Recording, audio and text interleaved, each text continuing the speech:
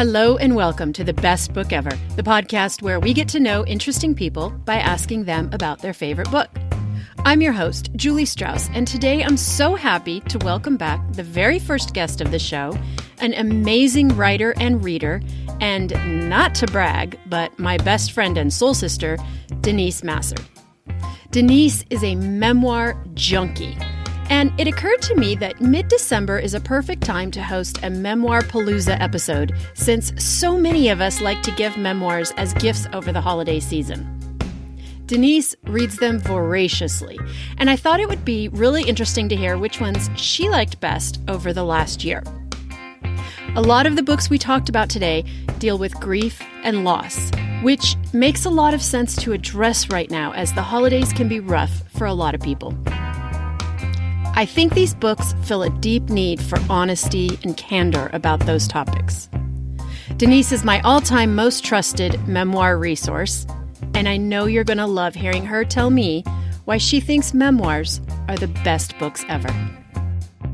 Hello, Denise Massar. Welcome back to the Best Book Ever podcast. Hi, Julie. Thank you for having me. I love talking books with you. It is my favorite thing in the whole wide world. So let's talk a little bit about what your reading life has been like since we last spoke on the podcast. You came on and talked to me about an incredible memoir, Mothers of Sparta, which still lives in my head constantly since we talked about it. What's your reading life been like since then? My reading life, I'm 50, so Congratulations. Thank you. I think I'm pretty much where I'm going to be at for life. Like, I am a memoir, I devour memoirs. That is my wheelhouse. That's where I live. That I read probably 10 memoirs for every one fiction work that I pick up. And then sometimes I'll even put that piece of fiction down and go back to memoir because I just love reading people's real lives. Like, I want to know this is real. This really happened. They really went through this. Longtime listeners of the show already know this because I talk about you all the time. But Denise is my best friend and we text pretty much daily. And it is almost always about books we are reading and sending each other pictures of books we are reading and sending each other things that say, you have to read this one. And she almost exclusively sends me memoirs and I almost exclusively send her fiction. Let's just be honest right now, since we are all about truth telling in our relationship. You never read the books I send you, do you? I mean, sometimes. Lies. What did you read? I know you're lying right now. How dare you? I mean, truly, sometimes. I've read all of your books. And then, I don't know, you could tell me whatever you've sent me and we've talked about over one of our wine pajama nights. We've definitely talked about some fiction. But yes, in the majority of your texts, I say, I'll get to that someday. If we're being truth tellers here, that's the truth. Well, I'm being the real truth teller, which is that most of the time when you send me memoir things, I go, yeah, I'm never going to read that. And I'll tell you the truth. Since we're doing Memoir-Palooza today, when I went through this list that you sent me, all I could say was, what the fuck? This is why I don't read memoirs. Why is everything so sad? I know. Well, I mean, I did want to kind of preemptively say that to you when I looked over my own list. I was like, this is a list of death.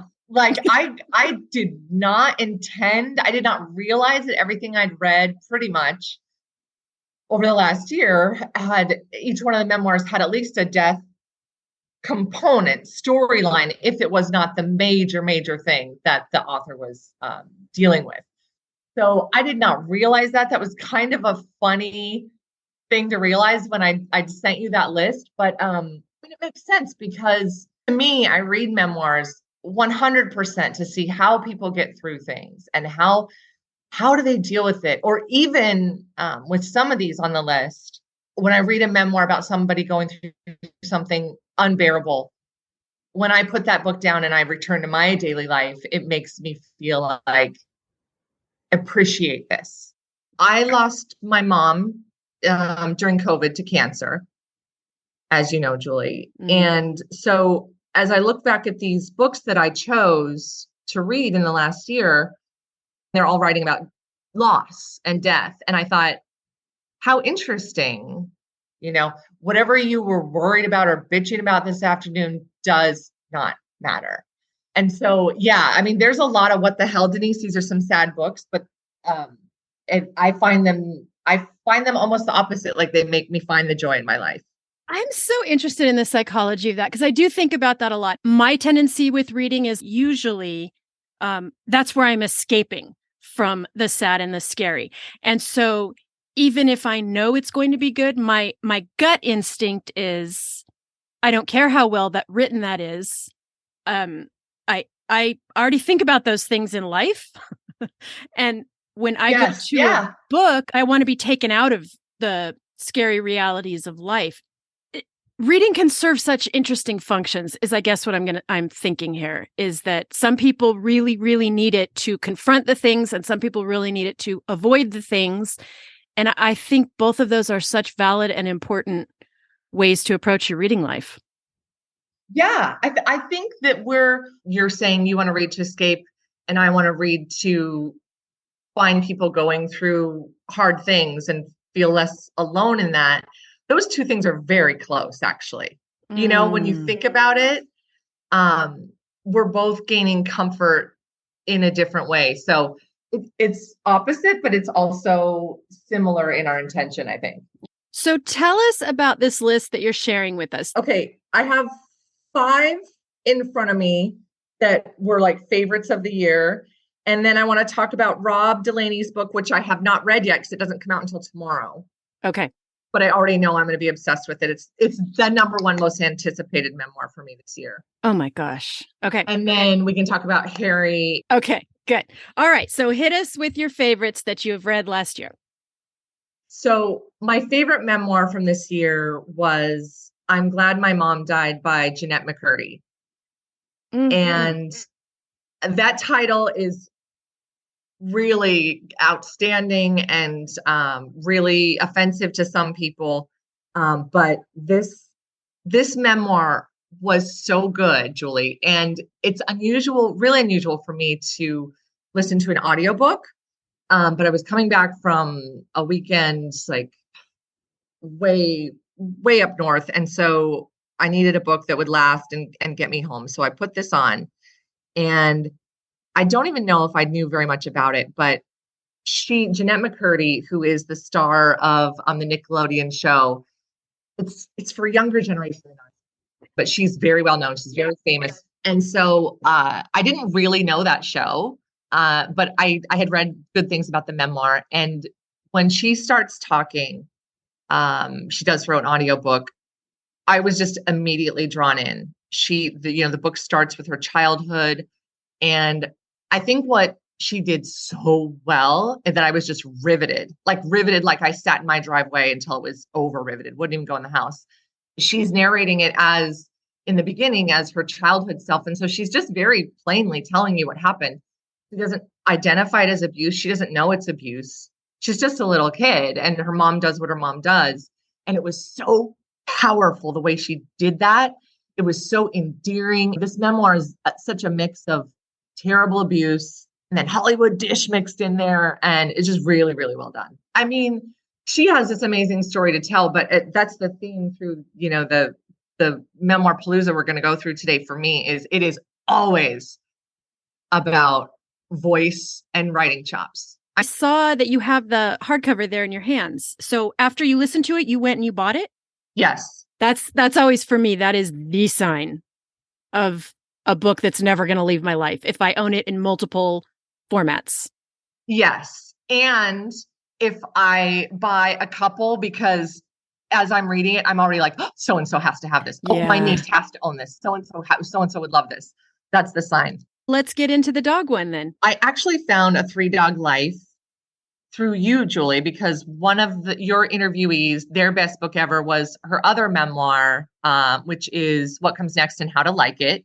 And just for your listeners, the super short summary is, in What Comes Next and How to Like It, her Abigail Thomas's male best friend ended up having a torrid affair with her grown and willing daughter, and they kept it secret from her. And the memoir is about how she got through that with both of them.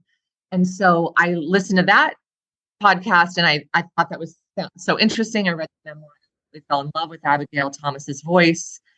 And so her other memoir is A Three Dog Life. And this memoir is about how her husband, they were living in New York City.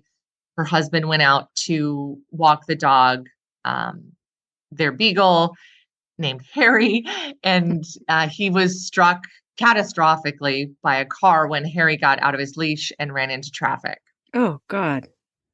And that was the end of her husband as she had known him. And it was Oh, the husband was struck. I thought the dog was struck. Oh, no, the husband. Oh, Jesus. Okay. And it was especially heart-wrenching because they had met when Abigail was 46 and her husband was 57. And she had placed, I didn't even know they did this. I don't think they do this anymore, but the New York Times book review had a place in the back for personal ads. And so she placed one and her husband answered, and then he proposed like 13 days later. So they were just one of these couples that was head over heels in love and soulmates. And then he was taken from her essentially because he wasn't himself, with this catastrophic brain damage. And so this memoir deals with, what do you do in that situation when you're married? It's till death do us part, for better or for worse. But her husband, they can't connect anymore on an intellectual level. He lives in a home. He's unable to live at home with her. And then not only is he, kind of speaking this gibberish, which she sometimes really enjoys because he'll say little nuggets, that she's trying to attach meaning to. But then he gets violent when he does come home to visit. Of course, not his fault. It's just his brain is faltering. And so she's just working her way through that in the memoir. And I absolutely loved it. I love her voice. Based on the title alone, I'm not a big animal person. I would have gone, oh no, I don't want to read a book about dogs. And then if I heard it was a book about this, catastrophic event, I would also go, no, not for me. But having read What Comes Next and How to Like It, I 100% am going to read this. She is the most beautiful writer. It's just so beautiful and cozy and real, and practical is not the right word, but I do want to tell you something about the title, Julie, because I think it was poorly titled, because I wouldn't have picked it up either if I hadn't read her previous memoir. But listen to where Three Dog Night comes from. Okay. He writes A Three Dog Life. And then before the memoir starts, this is a quote she has from Wikipedia. Australian Aborigines slept with their dogs for warmth on cold nights, the coldest night being called a three-dog night. Oh. Isn't that cool? Yes. So now we know where A Three Dog Life comes from, and also the 70s band Three Dog Night. Okay. Yeah. That's very cool. Even though, oddly enough, just yesterday I had a conversation with someone about how grossed out I am by people who sleep with dogs. But there's something so warm and comforting and protective about gauging the weather by how many dogs you need to sleep with. Why is that so appealing all of a sudden when I'm just naturally grossed out by the thought of animals in your bed? But I think it's the protective quality of it, right? I get it. We're all just covered in animal fur over here, but I like it too. And I think she carries that throughout all of her books, actually, because she's such a dog person. And so, as you're reading these memoirs of, years and years of her life, all these different dogs show up as characters. She's constantly, oh, this stray, or my neighbor couldn't handle this dog and he was going to take him back. And so he became my dog. And it's all just so charming. And whenever I read her books, I think I'm going to become a dog person. And not a dog person at all, but I'm like, I need to go find a stray today. She just makes it so lovely because to her, she lives alone. So they are her roommates. They're they're her friends, they're her family. It's really if you and I love it as not hardcore dog people, it's really powerful. Okay. I'm going to read it. So far, I've already added both of these to my list as we're talking. So I'm going to read both. My mission is working. Yes. You are going to turn me into a memoir reader. Okay. What's next? Let's go to Amy Bloom. Her memoir, In Love, is in voice, probably opposite of Abigail Thomas. Amy Bloom is she's just, when she writes, you can just tell how intelligent she is.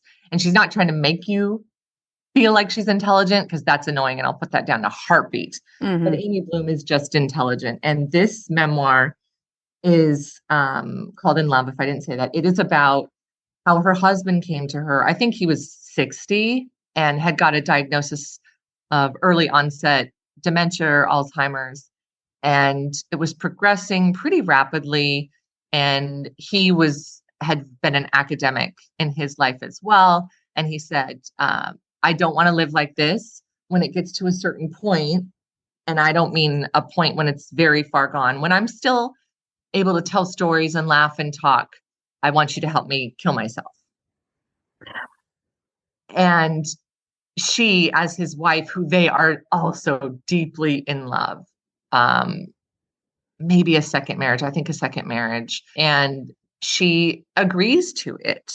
She will go to Switzerland with him, go to the facility where this service is offered.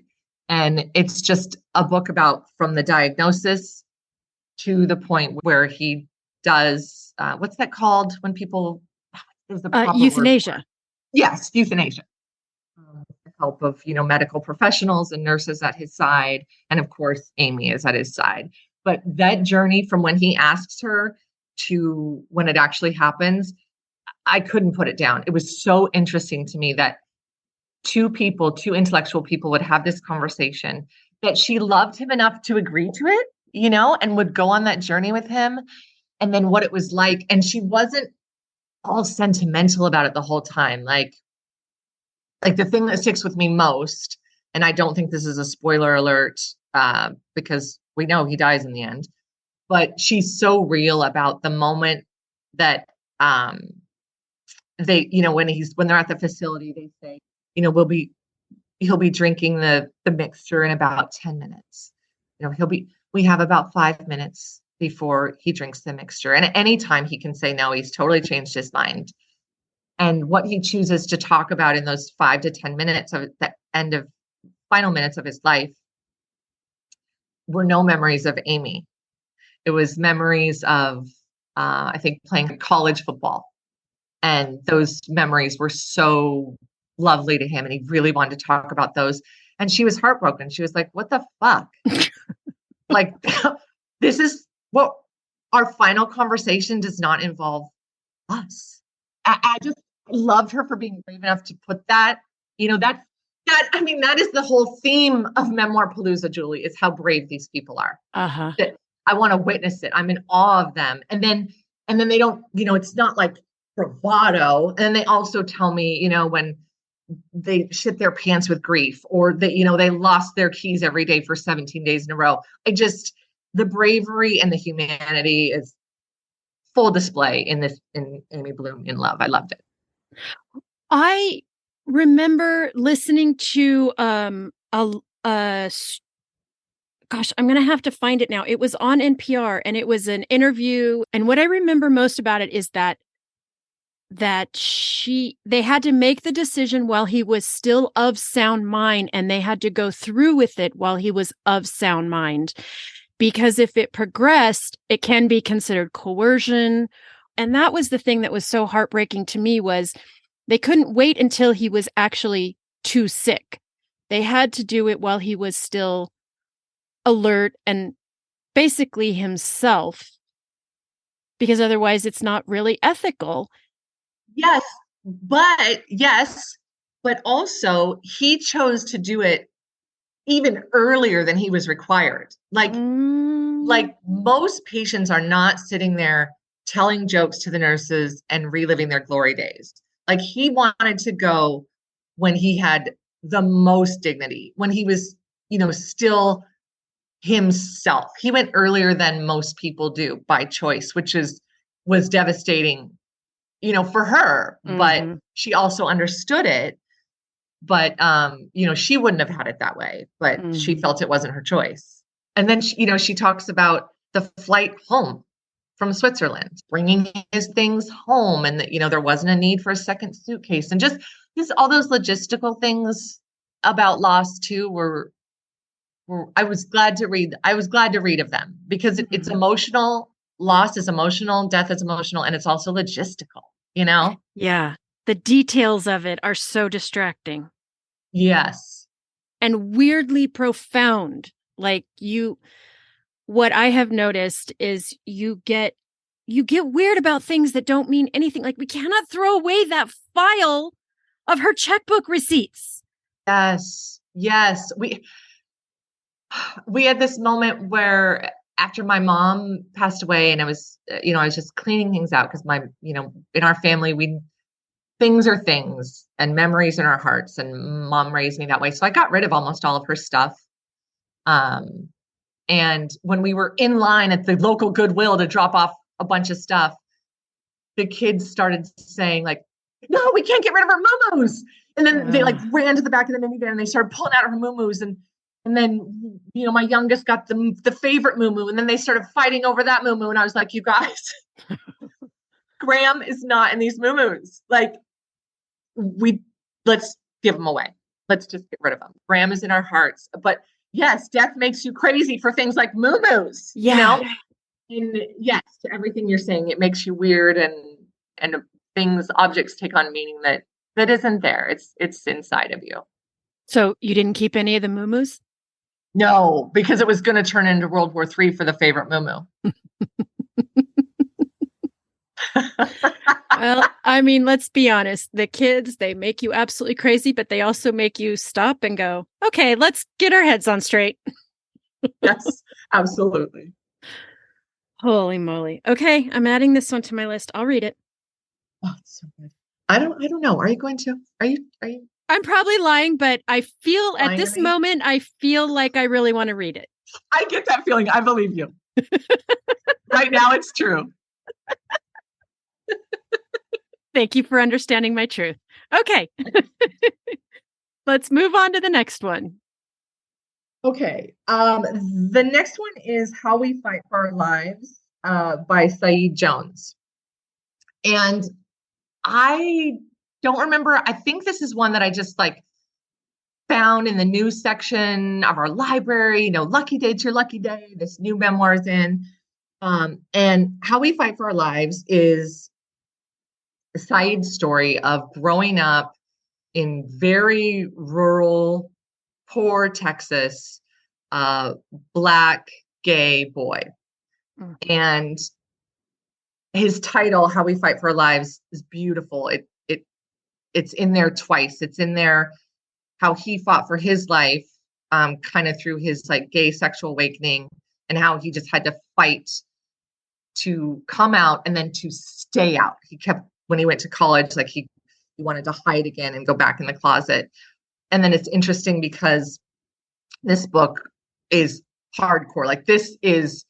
You should not read this one, Julie. This is not your book, because it's very similar in flavor to Heavy by Kisi Lemon, which you told me was the saddest fucking book you'd ever read in your life. Yes, which I think you told me to read. I think. I put it on your doors. I put it on your front too. Yeah. Read this book. Yes. So Saeed's book is very similar in flavor, but to me, I just can't get enough of these kind of memoirs, because I would never have known what it's like to grow up in rural Texas, a gay Black boy. But after I finished How We Fight for Our Lives, I feel like I do. Like, that's what the best memoirs give you, right? Like, Mary Carr already told me what it was like to grow up a little girl in West Texas, a little white girl. I've done that. I've lived that life through Mary. But now, I've lived another life in Texas through Said, and it is just gorgeous. He's a poet, which completely comes through in his writing. It's one of those books where you're highlighting lines all the time. But it's also hardcore, like the sex scenes that he writes, obviously from his real life. Some of them are so hard to read because some of them are violent towards him, and others are enjoyable, but they're just like really like hardcore, sex scenes. And so this memoir is definitely not for everyone, but if you did like heavy, if you like these kind of coming of age memoirs, especially for anybody who maybe is gay or loves somebody who's queer and is struggling with, fully coming into that and fully being themselves and giving them that permission. Said Jones is beautiful for that. Like, he had to fight for this life that he has now. Now he's a professor, he's a best-selling author, New York Times best-selling author. So yeah, I loved it. I love his voice. I will say I do love reading books by poets because I do think there is a difference in the way they write. And I know exactly what you're saying, that urge to underline everything and they just have it. Poets have a different relationship with language than the rest of us mortals. They just see the world differently. And then they're able to, like, while we might experience the view they're experiencing, or we might experience the feeling they're experiencing, the way that Said is able to communicate, I think you should skip this one because I know you so well. But for anybody who can get into like a meaty, sad, challenging memoir, it helps you understand on a deeper level, on a singular personal level, what it's like to be Black in America and gay in America. And so from that perspective, I got an entire education, but you do have to be the kind of reader who can just get through some really, really uncomfortable graphic stuff. I will say that, but I loved it. Okay. What's next? Okay. This book is The Salt Path by Raynor Wynn. She is the only memoirs that's not American. She's British. And the premise of this book, I can't imagine anybody not devouring this book. I don't know how I found it. I'm pretty sure I just stumbled upon it in the library. But here's the premise. Her and her husband are the most lovely English cottage. They run like an Airbnb. They've lived in this cottage for 25 years. They raise their babies here and animals, and have had 1 million guests that have become dear friends. And through some kind of like financial bullshit they got into with one of his friends, the husband's name is Moth and her name is Ray. This financial mess with one of his friends and something kind of sneaky the friend did, they, through no fault of their own, end up losing their home of 25 years. And so it opens with them, all their boxes are packed, and the people who are repossessing their house are literally knocking on the door. And they have nowhere to go. They don't have the funds to start over, to buy a new home. I don't even think they have the funds to rent an apartment. It's just a total financial devastation. So they think it can't get any worse. And then the next day they go to the doctor because Moth has been having some shoulder pain and some weird sensations. And he gets diagnosed with a terminal neurological disorder. Oh my God. So this couple has no home. He's newly terminal, but they were really, really outdoorsy as youth, like just crazy wild camping, they call it, where there's, they don't have campsites like you and I, might glamp. No, they just walk around until they, find a meadow, and then they camp there for the night. So upon his diagnosis and finding out they're homeless, she brings out a kind of a hiking book they had at their house. And she says, fuck it, Moth. Why don't we just walk? Like, why don't we just do this 500-mile walk? You're okay right now. You can do this. What else are we going to do? And he's like, let's do it. And so this entire book is about this couple on this 500-mile walk. And they are almost penniless. They have a very small stipend that, they can hike into a city once in a while and pull some money out of the cash out of the ATM. But it is just so beautifully written. And what I want to say is it is for anybody who fell in love with memoir with Cheryl Strayed's Wild. Mm-hmm. This is Wild, all grown up with middle-aged real life shit problems. It is, and it's perfectly paced for us because Cheryl and lovers of Cheryl, we're all middle-aged now. Mm-hmm. So it is, if you loved Wild, you will love The Salt Path because it's the same book. It's just that book all grown up. I'm tempted to ask you if he dies at the end, but I don't want you to tell me because I am going to read this because I did love Wild. Loved it, yes. Even though I would not camp for any reason whatsoever, nor would I walk that far for any reason whatsoever. But I loved the book.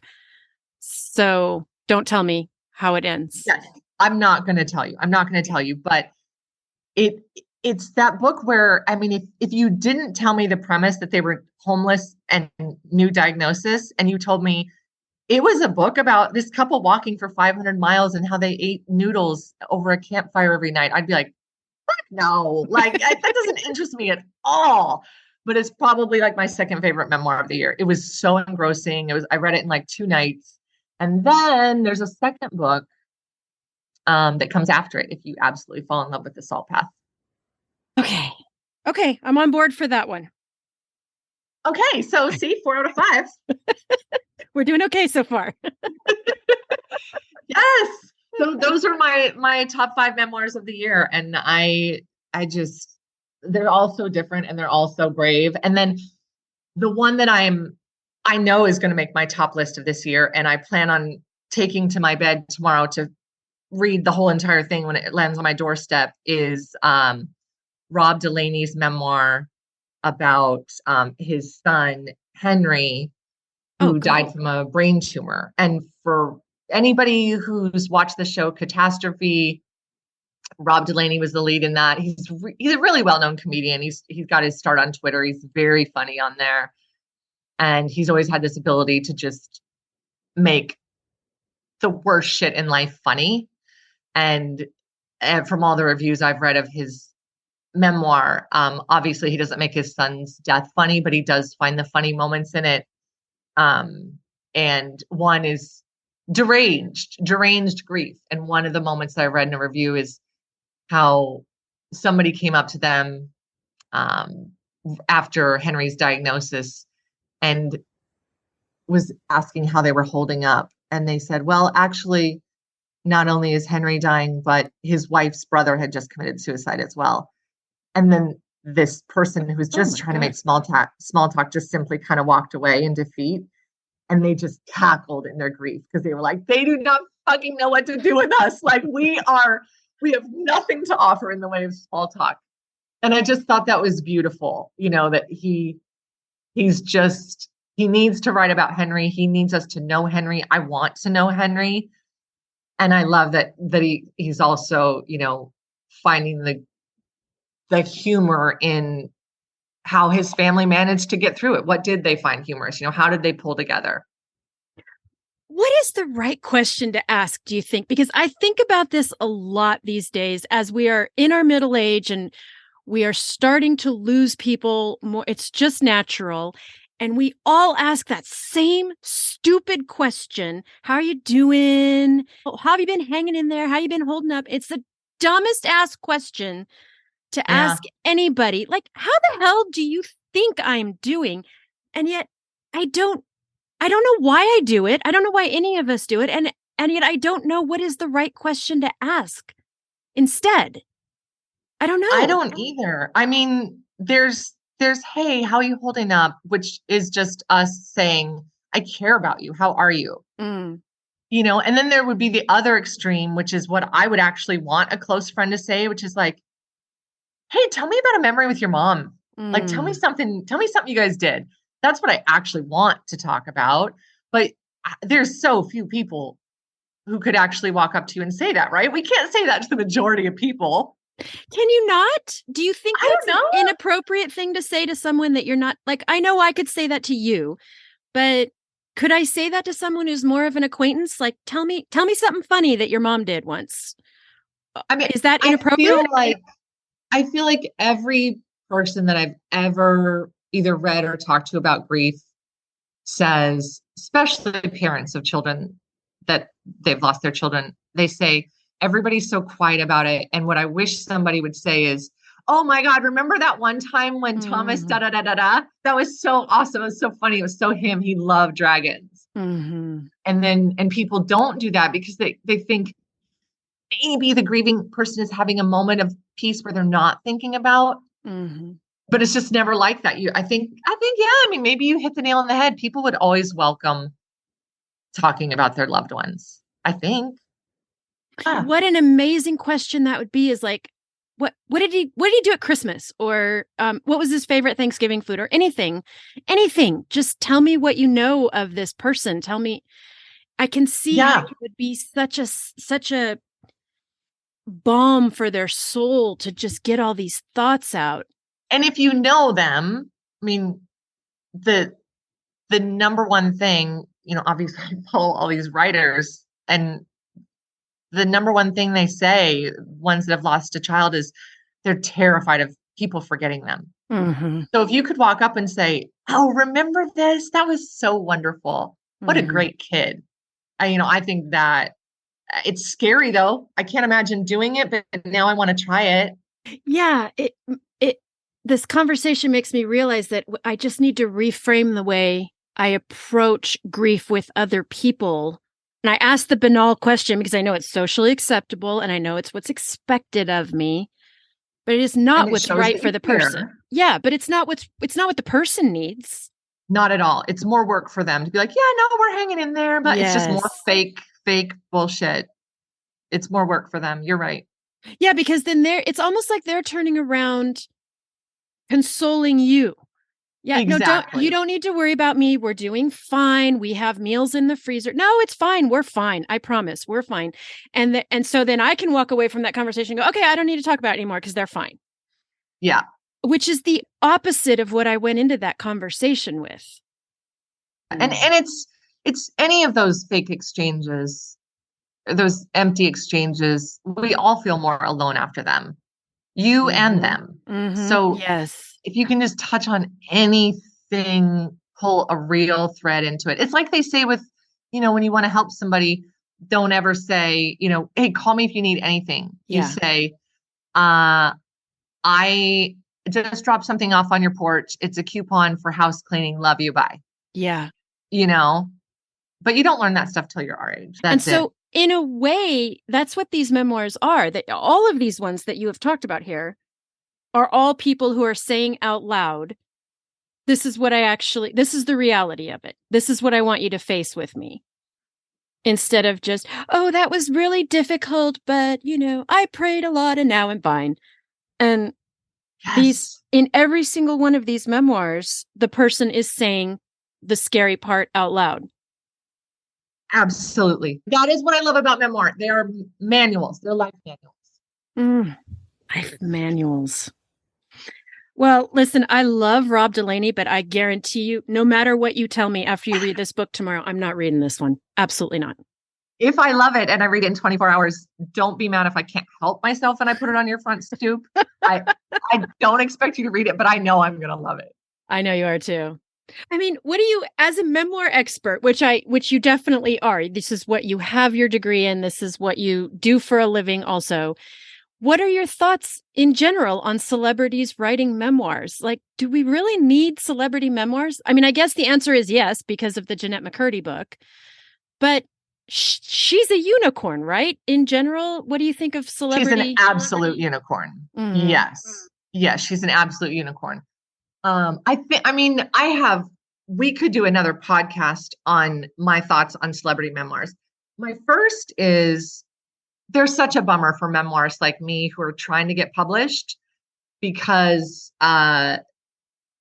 celebrity memoirs kind of set the bar for platform and how many people you engage with. And obviously I'm never going to engage with as many people as Matthew Perry or Jeanette McCurdy. So they fill a whole bunch of the memoir section in any Barnes & Noble. And most of them, I'd say 75% are just shit writing. Like they're not interesting. They're just interesting because they're famous. But then there are the Jeanette McCurdy's and the Rob Lowe's who spin this gorgeous yarn and like, bravo, really well done. Andre Agassi, I love that memoir as well. Mm-hmm. So I don't know. I mean, they obviously are huge moneymakers for other publishers, so they're never going to go away, but they're never the first ones that I'm drawn to ever. Mm. Okay. And now you mentioned Andre Agassi. Isn't his co-author, I guess it's not a ghostwriter because I believe it's known, but doesn't he have the same co-author as Prince Harry? Is that right? Or am I making? Oh my God, is that true? Moringer. That book's gonna be so good. What? Really? Were you gonna read it before I told you that fact? I was gonna take to my bed when the minute it lands on my doorstep. Yes. I mean, I'm not as much of a royalist as you are, but I mean, I stayed up all night to watch Princess Diana and Prince Charles' wedding when I was a little girl. And I've had my eye on Harry and William the whole time. And I will absolutely be reading his memoir. I'm so excited for it. Yes. Oh my God. You've changed everything for me, Julie. I'm serious. I wanted to read that book solely for the dish and the shit that goes down in the palace. Like that, I wanted to hear, what do they actually eat? Like, does a Totino's pizza ever go in there? How do people actually treat each other? I wanted to read all that dish. But now that I know it's actually going to be well written, because I'm telling you, I do not give a shit about tennis, but I'm obsessed with Andre Agassi's Open. I've gifted it like 10 times. Oh my gosh. That book is so well written. So now I'm like, oh my God, you've just made my day. Okay, excellent. Well, I have it pre-ordered also, and I am going to take to my bed that day as well. So we can just text each other the day it arrives. Yes. Oh my God. I will be texting you passages. Yes, totally. I cannot wait. Now, Denise, will you share with our listeners where they can find you and your work? Anyone who has known me for more than 5 minutes knows that I always say when I'm asked, you're the best writer I've ever known. And I say that every time your name comes up.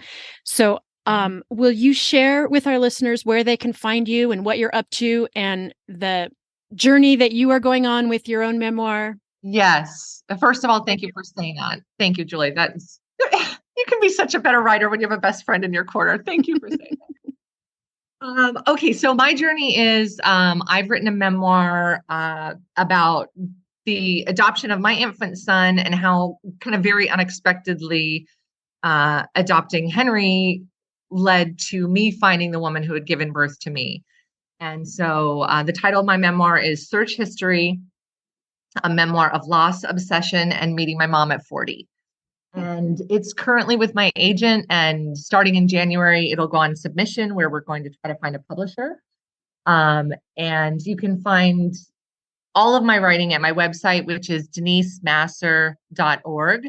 And if the memoir sounds interesting to you, you can also read the first 10 pages there on my website and sign up for my newsletter. I send out a newsletter every 6 months, so I promise I won't bombard anyone. And yeah, so that's probably the best place to find me. I'm everywhere as at Denise Massar, at Twitter, on Facebook, Instagram. So you can find me all those places talking about memoirs and my kids and motherhood and writing and reading. And I highly recommend it, obviously. And I want to thank you for joining me today and taking up way more time than I said we would take up, but technically that's your fault for being so interesting. And Anytime we talk about books, Julie, we're going to take up more time. I know. It was kind of foolish to think that we could get through 5 books in this allotted time, but it's fine. It's fine. I'm so sure. I'm so sure. But I thank you for joining me, and I hope you're my favorite person in the whole world to talk books with, and I hope you'll come back anytime you have a new book you want to tell me about. Well, thank you for having me. I thoroughly enjoyed it. So thank you for Memoir-Palooza. I would love to hear about your favorite memoirs, and if you want to join me and Denise in our read in bed all day adventure when Prince Harry's book is released. I mean, you read in your bed, not in my bed. Don't make it weird, okay? Cool. Okay, let me know on Instagram at Best Book Ever Podcast. Links to everything we discussed are in the show notes or at my website, bestbookeverpodcast.com. If you enjoyed today's episode, please share it with your book-loving friends and rate it on your favorite podcast app. Thanks for joining me today, and I will see you at the library.